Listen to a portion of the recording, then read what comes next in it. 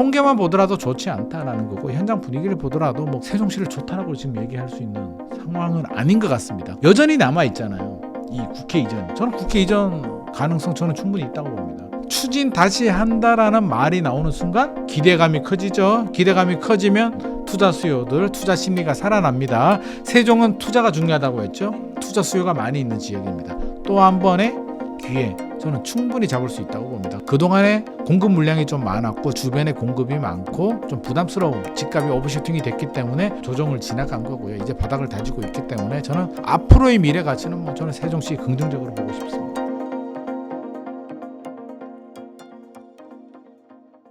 서울 수도권과는 다르게 좀 세종시 같은 경우는 좀 부동산 분위기가 안 좋은 것 같더라고요. 최근에 뉴스를 보니까 8억에 산 아파트가 4억으로 이렇게 반토막 났다 이런 뉴스까지 나왔는데 24년 이 매매 또 전세 이게 세종시가 하락 1위라고 지금 기사가 났습니다. 네. 현재 지금 세종시 분위기가 좀 어떤가요? 이게 오명을 좀 썼는데 물론 안 좋은 건 안 좋은 거니까 뭐 네. 이게 뭐 실제로 그렇습니다. 그래서 뭐 8억짜리 4억이 되는데 물론 뭐 동이나 층이나 물건의 특성에 따라서 이게 뭐 우리 기자님들이 좀 그런 게 있잖아요. 좀 자극적인 자극적으로 해가지고 제일 로얄동 로얄층하고 네. 또 이 길가동의 저층하고 네. 비교를 해서 이렇게 하는 경향들이 있는데 그럼에도 불구하고 뭐 통계는 또 거짓말을 하지 않으니까요. 세종시가 안 좋은 건 사실입니다. 이게 주간 시장 동향을 보더라도 최근에 1월 3주차까지 통계를 보니까 마이너스 0.09%가 됐어요. 그래서 하락률, 네. 그러니까 하락이 주간 단위로 마이너스 0.09%씩 떨어지고 있다라고 우리가 좀 이해를 하면 될 것 같고 지난주가 1월 2주차가 마이너스 0.06%니까 오히려 하락폭이 확대가 됐는데 뭐 서울 같은 경우는 0% 보합 나와서 전체적으로 본다면 0.06 가지고 뭐 그렇게 호들갑을 떨 필요는 없을 것 같아요. 뭐 인천도 뭐 0.06, 0.07 나오고 있기 때문에 뭐 그렇게 아주 나쁘다고 볼 수는 없는데 이게 누계 통계를 보게 되면 2023년 그러니까 누계의 변동률이 마이너스 5.15% 1년에 5% 떨어졌다는 얘기인데 5% 많이 안 떨어졌네라고 하지만 이거 통계가 5% 떨어진 거는 굉장히 많이 떨어진 거고요. 2024년에는 마이너스 6.47% 더 떨어졌네요. 또 떨어졌어요. 그래서 오명을 좀 뒤집어 섰는데 뭐 전세도 좋지는 않습니다. 전세도 2023년 누계가 마이너스 3.98%고요.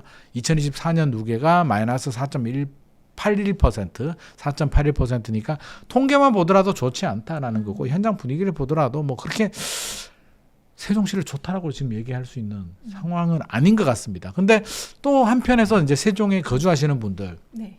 제가 또 한번 물어봤거든요. 네. 그 회의 같은 거 하면 우리 공무원분들이 또 세종시에 또 많이 거주를 하십니다. 그래서 그 사무관님한테 물어봤어요. 세종시 분위기 어떠냐라고 하니까 굉장히 안 좋았는데 최근에는 그래도 좀 이제 바닥을 다지는 것 같아라는 이야기를 해주십니다. 그래서 현장에서 이제 추가 하락 통계는 뭐 0.07, 뭐 0.09 이렇게 나오지만 실제로 현장 분위기는 이제 막 떨어지는 분위기, 막 공포가 지배가 되고 막 그런 분위기는 이제 살짝 벗어나지 않나 하는 생각도 듭니다. 세종시가 이렇게 하락률이 높은 이유는 어디에 있다고 보세요? 세종시 특징을 우리가 좀 살펴봐야 됩니다. 네. 특징. 보통 이제 우리 지역별로 본다면 뭐 투자 수요들이 있을 수도 있고 실제 실거주하시는 네. 분들이 이제 이렇게 혼합이 돼서 이렇게 5대5 정도 비율로 이렇게 거주를 하는데 세종시는 처음부터 이제 목적성을 가진 도시잖아요. 그렇죠. 행정 도시로 만들어졌기 때문에 그러면 행정 도시를 만들면 세종시에 거주하는 분들이 주로 어떤 분들이냐고 하면 첫 번째 이제 서울에서 내려오신 분들 네. 이 첫 번째고 두 번째는 대전이나 충남에서 이렇게 유입되신 분들 이런 분들 그리고 또 한 부류는 투자 수요 투자 전세 끼고 그러니까 투자 수요들은 전세 끼고 그냥 주고 크게 관리가 안 되는 그러니까 네. 내가 실입주를 안 하기 때문에 전세 매물도 좀 많이 나오거든요. 그래서 이런 좀 특징이 있습니다. 그래서 투자 수요들이 많이 좌지우지를 해요. 그래서 다른 데보다도 서울은 뭐 워낙 주택이 부족하고 네. 수요가 워낙 많기 때문에 뭐 투자 수요가 좀 들어왔다가 어느 정도 빠져도 뭐 실수요자들은 워낙 탄탄하게 버텨주는데 세종시 같은 경우는 일단 최근에 투자 심리 2022년 금리 올라가면서 좀 많이 위축이 된 부분이 있고요. 누가 투자할까요? 세종시에? 세종시에 거주하는 분들이 투자할 수도 있겠으나 네. 서울이나 다른 부산이나 뭐 이런 쪽에서도 투자할 수 있잖아요. 전세 끼고 투자할 수 있는데 최근에 이게 문재인 정부 시절에도 다주택자 규제도 들어갔고 대출 규제가 들어가고 하면서 투자 심리가 위축이 되면서 아마 투자 수요들이 좀 많이 이탈한 부분이 있습니다. 그래서 다른 지역들보다 투자 수요 이탈에 훨씬 더 민감하게 탄력적으로 좀 반응하는 부분이 있는 것 같고 사실은 올라도 좀 너무 오르긴 했잖아요. 네. 그 2020년이었나요? 그 국회 이전 네. 때문에 미친 듯이 진짜 이거는 말도 안 되게 전국 1위 할 정도 2년 정도 전국 1위 할 정도로 천정부지 그냥 서울 아무것도 아니야. 2020년 2021년이면 전국적으로 막 올라가던 시기였는데 거기서 전국 1등을 2번 했다는 거 아닙니까? 그러니까 지나치게 오버슈팅 된 부분도 있다. 그래서 오버슈팅이 반납이 되면서 2022년 3년, 4년까지도 많이 좀 조정이 된 부분이 있다. 그래서 앞서서 제가 좀 바닥을 좀 다진다고 했잖아요. 그래서 지금 보면 이제 어느 정도 조정이 된 것 같고 하락폭도 이제 0.0 단위까지 내려왔다는 얘기는 안 좋을 때는 뭐 0.3 몇 %까지 주간 변동률이 막 떨어졌었거든요. 그래서 그런 분위기는 아니기 때문에 이제 바닥은 좀 다지고 있다라는 생각이 듭니다. 사실 그 세종시의 특징 중에 하나가 그 전세가율이 굉장히 낮다는 건데요. 왜 이렇게 낮은 걸까요? 전세가율이 낮은 것도 저는 같은 이유라고 좀 봐야 될 것 같습니다. 지금 전세가율이 45% 정도 돼요. 네. 세종시가 45% 정도 되는데 대전 인접하고 있는 대전이 68% 정도. 서울이 제일 낮아요. 세종 다음으로 54%. 지방으로 가면 70%, 80%도 나오는데 서울보다 낮다는 건 뭔가 이상해도 뭐 네. 많이 이상하잖아요. 어떻게 서울보다 낮을 수가 있지? 45%는 낮아도 너무 낮습니다. 이거는 결국에는 이제 두 가지인데 서울이 왜 전세 가격이 낮을까요? 서울이 집값이 높아서요? 그렇죠. 네. 정확합니다. 전세 가율은 집값 대비 전세 가격의 이제 비율이란 말이에요. 서울은 전세 가격도 높은데 매매 가격이 이거는 뭐 넘사벽 네. 굉장히 높잖아요. 그럼 뭐 세종시가 있는 상황일까요? 집값이 높아서? 아니죠. 그건 아니죠. 그건 아니죠. 그럼 앞서서 제가 외지인들 투자 수요가 많다라고 했잖아요. 외지인들이 실거주할 수는 없잖아요. 저라도 만약에 제가 세종시에 투자한다면 전세 끼고 투자하잖아요. 그러니까 투자자들이 많다는 얘기는 전세 매물이 많이 나올 수밖에 없다는 얘기고 실수요자들이 좀 부족하다는 네. 얘기잖아요. 그렇게 바라본다면 결국에는 그게 약세가 될 수밖에 없다. 그리고 최근까지 입주 물량이 좀 많긴 했어요. 2023년, 2024년까지 세종시가 입주 물량이 좀 많이 나왔기 때문에 그 영향도 입주 물량이 많이 나오게 되면 전세가 약세가 되는데 4년 2+2 계약갱신 청구가 들어가니까 최근 몇 년간 2024년까지 많았던 입주 물량 영향으로 낮은 전세 가격이 연장되면서 지금 또 뭐 약세가 지속이 되고 있는 것 같습니다. 보통 공급이 부족하면 이제 집값이 오른다고 알고 있는데요. 네. 지금 세종시 같은 경우는 특별히 공급이 많지도 않았는데 지금 집값이 오히려 하락한 것으로 보이는데 어떻게 해석하면 될까요? 그것도 좀 이상하잖아요. 네. 보통 공급 물량이 많으면 뭐 집값이 약세가 되고 공급 물량이 부족하면 집값이 올라간다. 이게 정석인데 세종시 물량 없어요. 2025년에 입주 물량이 뭐 진짜 몇천 원 거의 안 나오거든요. 2026년 7년 동안 이제 물량이 그렇게 많이 없습니다. 그러면 당연히 전세가 강세가 돼야 되는데 네. 이거 뭔 일이야? 라는 생각이 드는데 일단 그래프를 보면 이전에 좀 많긴 했어요. 2017년부터 공급 물량이 굉장히 많았고 2024년에도 적정 수요를 넘어서는 공급 물량이 나왔습니다. 올해부터 이제 공급 물량이 줄어든 게 이제 첫 번째 이유고요. 두 번째는 이제 인접 지역. 세종시에 아까 앞서서 제가 어떤 분들이 산다고 했죠? 서울에서 내려오신 분들, 투자 수요들도 있고 충남, 네. 대전에서 유입되는 분들이 있는데 그러면 인접 지역들이 중요하잖아요. 이게 대전 생활권인데 대전의 입주 물량이 많아. 충남도 많아요. 네. 입주 물량이 2027년까지 많습니다. 그러니까 대전과 충남의 입주 물량이 많다는 얘기는 세종시에도 영향을 주죠. 여기도 입주 물량이 넘쳐 흐르는데 굳이 세종시에 투자를 하거나 전세로 들어갈 이유가 없죠. 세종시 전세와 입주 물량이 나올 때는 전세가 좀 약세가 되거든요. 그러면 대전에 전세를 구해도 되기 때문에 이게 주변 인접 지역에 영향을 받습니다. 그래서 세종시 입장에서는 약간 뭐라 그럴까? 나는 괜찮은데 나는 이제 입주 물량이 줄어들었는데 하필이면 옆에 있는 대전과 충남이 지금 입주 물량이 많기 때문에 우리가 대세남이라고 하잖아요. 약어로 몰랐죠. 네. 대세남. 몰랐습니다. 이름 잘 또 지어요. 대세남. 대전, 세종, 충남을 대세남이라고 합니다. 부울경, 뭐 부산, 울산, 경남은 네, 부울경이라고 하잖아. 여기는 또 대세남이라고 하더라고요. 저도 몰랐는데 대전 KBS 방송 가니까 방송 프로 이름이 뭐 대세남이더라고요. 요즘 시대에 남녀 평등도 아니고 웬 대세남이야 했는데 대전, 세종, 충남이 대세남입니다. 그래서 세종은 적은데 대전, 충남의 물량이 많기 때문에 상대적으로 좀 영향을 받고 있는 것 같고요. 일단 또 우리 매물이 좀 많아. 네. 우리 매물도 중요하죠. 공급은 두 종류가 있거든요. 절대 공급과 상대 공급이 있는데 절대 공급은 입주 물량을 말합니다. 입주 물량은 세종시가 줄어들었잖아요. 물론 대전, 충남 입주 물량이 많은 게 이제 영향을 주고 있는데 상대 공급, 상대 매물. 그러니까 이게 뭐냐면 매물. 그러니까 상대 공급이 많다는 거는 매물, 주인들이 매물을 좀 많이 내놓고 있는데 그래프 보면 2022년 1월부터 좀 많이 늘어났잖아요. 매물이 늘어난다는 얘기는 공급 늘리는 공급 증가 효과. 그러니까 입주 물량이 많이 안 나와도 매물이 늘어나기 때문에 결국에는 세종은 좀 마이너스 영향 받을 수밖에 없습니다. 서울도 마찬가지죠. 우리 문재인 정부 시절 생각해 보게 되면 2018년, 2019년에 입주 물량이 많이 나왔거든요. 서울이 네. 4만 7천 호, 4만 8천 호 정도 입주 물량이 나왔는데 집값이 더 올랐어요. 절대 공급 물량이 늘어났는데 왜 집값이 올랐을까? 상대 공급인 매물이 줄었기 때문이죠. 양도세 중과세를 적용하니까 집주인들의 매물을 회수하면서 오히려 매물이 줄어버립니다. 네. 그러니까 이 두 가지를 같이 접목을 해서 봐야지 한 가지만 보면 안 됩니다. 그래서 물론 대전, 충남도 매물도 늘어나겠죠. 지금 분위기에서 그렇게 바라본다면 매물도 늘어나고 주변 지역들 공급 물량이 많이 나오고 있기 때문에 세종시가 여전히 공급 부담에서 벗어나지 못하고 있는 상황입니다. 그렇다면 지금 세종시 부동산이 이게 일시적인 조정이라고 봐야 될까요? 아니면 거품이 빠져서 지금 정상적인 제자리를 찾아가고 있는 거라고 봐야 될까요? 저는 그렇게 부정적으로 보고 싶지는 않습니다. 세종시. 저는 긍정적으로 좀 보고 싶은 이유가 일단은 거래가 안 되지 않아요. 그래도 매물은 늘어나고 있다고 하나 거래 흐름을 보게 되면 물론 아주 거래가 잘 됐던 행정 국회 이전 네. 호재가 있었던 2020년, 2021년은 미쳤고 그때는 미친 상황이고 그때를 제외하면 최근에 거래량이 그렇게 부족할 정도로 되진 않고요. 여전히 남아 있잖아요. 이 국회 이전. 저는 국회 이전 가능성 저는 충분히 있다고 봅니다. 그게 안 될 이유는 없어요. 저는 빨리 이전했으면 좋겠습니다. 보기도 싫은데. 그 땅도 아깝잖아요. 여의도. 그 좋은 땅에 뭐라도 좀 개발하면 좋겠는데 아마 이전하더라도 거기는 그대로 또 분원으로 내버려 두지 않을까 싶은데 일단은 나왔고요.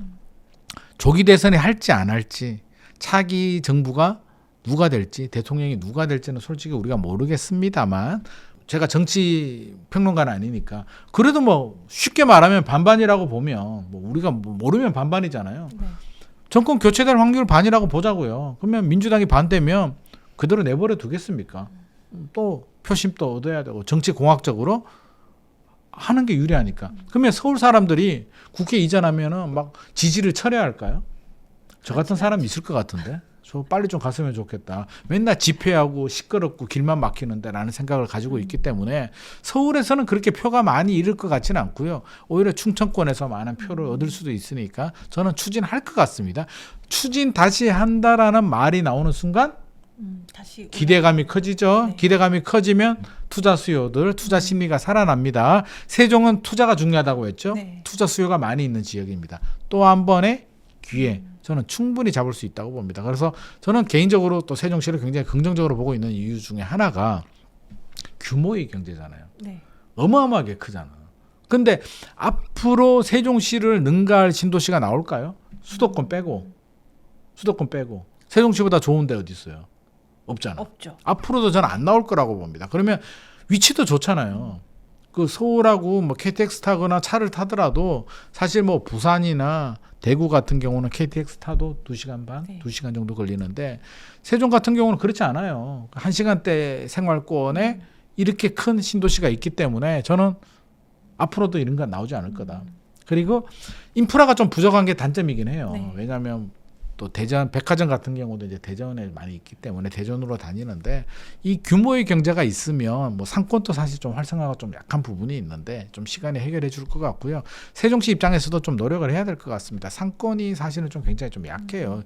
서울 내려오신 분들이 주말에 좀 많이 올라가기도 하고 한데 이런 여러 가지 부분들 또 교통이 저는 개인적으로 세종에도 SRT나 네. KTX 하나 생겼으면 좋겠다라는 생각도 가지고 있는데 어떻게든 그거는 뭐 알아서 노력을 할 문제이고 규모의 경제, 신도시 그리고 또 행정 공무원 수요에 주변 지역의 세종시보다 더 좋은 신도시는 없기 때문에 저는 뭐 미래 가치는 뭐 충분히 좋다. 그래서 부정적으로 보지 말고 최근에 그 아파트 하나 나왔잖아요. 5-1구역이었나요? 아, 분양된 아파트요? 예. 경쟁률이 아까 앞서서 막 네. 얘기했잖아요. 뭐 12대 1? 12대 1. 12대 1 나왔는데 그 아파트가 입지가 좋은 아파트가 아니거든요. 세종에서 5-1 생활권이면 제일 귀탱이 외곽에 있음에도 불구하고 경쟁률이 높게 나왔다는 얘기는 여전히 관심이 많다. 신축 아파트이기도 하고 세종시에 관심이 없는 게 아니라 그동안에 공급 물량이 좀 많았고 주변에 공급이 많고 좀 부담스러운 집값이 오버슈팅이 됐기 때문에 조정을 지나간 거고요. 이제 바닥을 다지고 있기 때문에 저는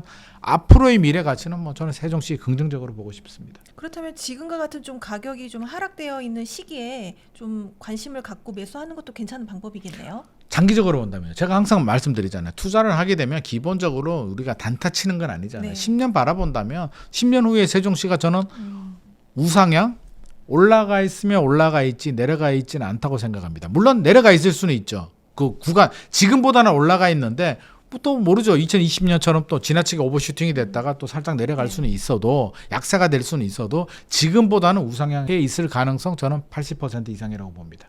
그렇다면 좀 세종시에서 좀 주목해서 보면 좋을 그런 지역이나 단지가 있다면 어디가 있을까요? 저는 부동산은 첫째도 입지, 둘째도 입지, 뭐 셋째도 입지라고 생각합니다. 이 입지는 우리가 이게 부동산 특징, 토지의 특징이 영속성이잖아요. 앞서서도 그 얘기했잖아요. 우리 시작하기 전에 헬리오시티가 좋으냐, 올림픽파크 포레온이 네. 좋으냐 그런데 둘 다 좋은 아파트이긴 한데 지금 가격이 좀 비슷하거든요. 네. 비슷한데 자 입주 연도가 6년 정도 차이 나잖아요. 입주 연도가 6년이면 굉장히 커요. 입주 연도가 6년 차이 나는데 가격이 똑같다는 얘기는 헬리오시티가 입지가 더 좋기 때문에 가격이 똑같이 유지가 되는 거죠. 잠실 엘스가 가격 비슷하잖아요. 엘스가 2008년에 입주했는데 벌써 몇 년 차이예요. 그럼에도 불구하고 비슷하다는 얘기는 입지. 그러니까 부동산의 입지가 굉장히 중요합니다. 세종시 같은 경우도 이제 입지가 중요한데 그 정부 청사 있잖아요. 청사 그 옆쪽으로 주변으로 하면 이제 그 생활권이라고 하는데 세종시는 뭐 1-1 생활권, 뭐 2-1 생활권이 있는데 이제 5-1 생활권, 5-2 생활권도 이제 예정되어 있거든요. 뒤로 갈수록 늦게 개발이 되잖아요. 신도시 특징이 뭐다? 중심지부터 찹니다. 네. 1, 2, 3, 4, 5. 그러니까 5 생활권은 외곽. 그러면 뭐가 좋다? 1, 2 생활권으로 가야겠죠. 그래서 정부 청사 가까이 있는 곳들이 인프라도 좋고 BRT 교통 라인들 좋습니다. 거기에 입지도 좋기 때문에 동으로 따진다면 뭐 어진동, 다정동, 나성동 네. 마을은 뭐 가재마을, 가온마을, 도랩마을 뭐 이런 아파트들이 앞으로도 더 지속이 될 겁니다. 물론 외곽의 5구역, 5-1구역, 5-2구역에 나오는 아파트들이 가격은 비슷할 수 있어요. 입주연도 차이가 나니까. 네. 하지만 저는 선택을 하자면 청약 잘 안 되잖아요. 12대 1이 나한테 되겠냐고. 네. 그러니까 저는 뭐 그래도 저는 입지를 선택을 합니다. 그래서 부동산은 입지를 바라는 말씀. 그래서 물론 다른 생활권이 안 좋다는 게 아니라 상대적으로 선택할 수 있다면 입주 연도가 좀 떨어지더라도 저는 우리 엘스 리센트 보면 네. 답 나오잖아요. 그러니까 저는 입지를 우선으로 보고요. 그래도 난 신축 아파트가 좋아라고 한다면 또 상대적으로 또 최근에 분양한 아파트들 들어가셔야겠죠. 이거는 개인 차이고요. 저는 입지라고 생각합니다. 네, 저도 입지라고 생각합니다. 네. 오늘도 이렇게 소중한 시간 내주셔서 너무 감사드리고요. 마지막으로 성공의 진심인 구독자분들께 한 말씀 부탁드립니다. 최근에 여러 가지 불확실성들 굉장히 좀 많아져 있고 굉장히 좀 불안하기도 하고 기다려야 될지 사야 될지 진짜 갈피를 못 잡는 분들이 좀 많이 있는데요. 길게 보면 다 해결이 되는 문제입니다. 2015년부터 2021년까지 상승장이 마무리됐고 지금 조정 터널 3년 지나가고 이제 4년 되고 있습니다. 얼마 남지 않았습니다. 서울은 2026년에서 입주 물량이 많이 줄어들죠. 적어도 2028년까지는 입주 물량이 급감합니다. 그러면 이런 상황을 고려해 본다면 몇 년 안에 뭐 상승 전환 저는 충분히 가능하다고 생각을 하고 있고요. 또 한 번 투자하면 제가 뭐라고 했죠? 10년 장기 보유는 기본적인 전략입니다. 아파트 투자에서 우리가 단타하자 투기하자는 의미는 아니기 때문에 10년 후는 올라가 있을 가능성이 상당히 높다. 그렇게 바라본다면 10년을 버틸 수 있는 리스크 관리, 여러 가지 뭐 금리가 설사 최악의 상황에서 올라가더라도 3년 정도 대출이자 낼 수 있는 그런 리스크 관리가 된다면 내가 필요한 지역들 자금이 되는 범위 내에서 내 집 마련 하시는 게 좋을 것 같고요. 이왕이면 뭐 신고가 나오는 곳들보다는 항상 고점 대비 최고 가격 확인하고요. 지금이 몇 퍼센트 떨어졌는지를 뭐 서울에 사든 수도권에 사든 다른 데 사든 항상 최고 가격 대비 몇 퍼센트 떨어졌는지 확인을 좀 하는 게 좋을 것 같고요. 또 하나 더 팁을 드리면 이제 가격 탄력성이라고 하는데 기본적으로 2017년에서 2021년까지가 이제 상승장이었거든요. 서울 수도권 같은 경우는. 그러면 내가 사려는 아파트의 가격 탄력성이 얼마나 되는지가 좀 궁금하다면 요즘 앱 잘 나오잖아요. 네. 뭐 아실이라든지 뭐 직방도 좋고요. 네이버도 좋은데 2017년에서 2021년까지 거래된 가격을 딱 비교해서 2배 정도, 2배 이상 올라간다면 탄력성이 좋은 거고요.